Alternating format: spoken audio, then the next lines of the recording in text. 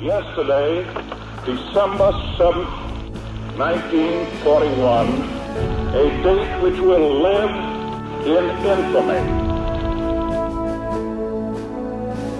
Remembering Pearl Harbor is an immersive, room-scale virtual reality experience that is both historical and educational. We tell it through the eyes of Lieutenant Jim Downing, who's one of the oldest living survivors of the attack. We begin by putting you in an archetypal American home. You are experiencing December 8th. As someone on the Homefront would have. You're listening to FDR's speech at the time of day that he would have been giving it. You're seeing artifacts in the house that you can touch, pick up, look at. There's photographs that are of that era, newspapers, and actually the Life magazine that would have been in a person's home on that particular day. We take you then to December 24th, where you get to hear FDR and Winston Churchill and explore the home a bit more. And that leads you into a second act where you actually get to see the aftermath of the attack, and you're at Pearl Harbor. I could see the red circles under the wings. They did a great job of camouflaging their planes to look like ours. Time Life has this vast history of being able to tell interesting stories of eras gone past. Life VR is a company-wide initiative for Time Inc. that came to fruition in 2016. It's been really important for me to find compelling ways to bring the original Life magazine brand into this medium through these types of historical, educational experiences. When we were designing this and thinking about the best way to tell the story in a way that is educational and informative, we wanted to move away from the video game that I think a lot of people associate with virtual reality. It was a combination of elements of storytelling, history, and combining that in a more documentary style approach, which really hasn't been done that much in VR yet. It was something that Life had covered in a compelling way. It's a cinematic event in our history. It had ramifications far beyond the actual event itself, and it was a turning point in a lot of ways. As the history editor, I have known for a long time that the 75th anniversary of Pearl Harbor would be something that would be worth us dedicating a lot of time and energy to covering in a way that the event deserves. We wanted to do it in a way that really focused on one person's experience of that day. He is the second oldest living World War II veteran. He is an American treasure and a hero. I was a gunner's mate first class aboard the battleship West Virginia, and my collateral duty was postmaster on the ship. I think because of his position, he had a really unique experience of the attack and the aftermath. Part of what he did during the attack was take note of the dog tags. I thought, now their parents will never know about their last minutes. So I took a notebook for about 2.5 hours, went down the line and said, if you give me your parents' name and address and dictate a short paragraph, I will see if they get it. So they did. And what amazed me the most was they just very optimistic said, I want to be all right. Don't worry about me. Look forward to seeing you. And most of them died that night. So that's sort of where the returned Christmas present comes from. He ended up staying in contact with a lot of people afterwards. A lot of families were very appreciative of what he was able to share with them. USS West Virginia, and I was 28 years old.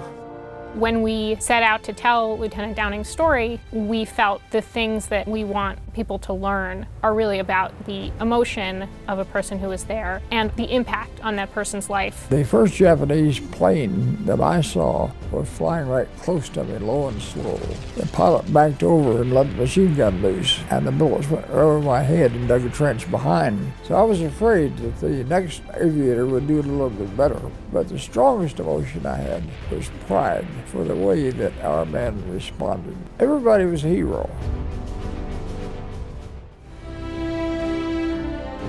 Deluxe has really a legacy of innovating and being an innovative company. It was very important for the company's general strategy to be a part of the VR development very early on. Deluxe VR is a studio that does VR, but we also do both live action and real time. We're providing the technology and content production resources, making sure that we're not only telling an interesting story, but that we're also telling a historically accurate story. Time and Life did an extensive amount of research. All of our pictures and all of our references come from their archives. We also got information from the Library of Congress and the World War II Museum in New Orleans. By the time I got on the ship, it had taken 9 torpedoes. It was on fire. It was sinking. Every vehicle, every ship, every building that we portray is historically accurate. We make sure everything was to scale. Placement of, let's say, the ships in the harbor. Every piece of furniture, fabric, the kitchen. For the actual Pearl Harbor scene, it is based on topographical maps, LiDAR of actual Pearl Harbor. HTC Vive really is the only platform that really supports full room scale. It puts you in the space in a way that is somehow very magical. It's uncanny how present you feel. You really have to be in it to believe it and to understand what the potential really is. All right, Jim, this is the Time Life Pearl Harbor experience.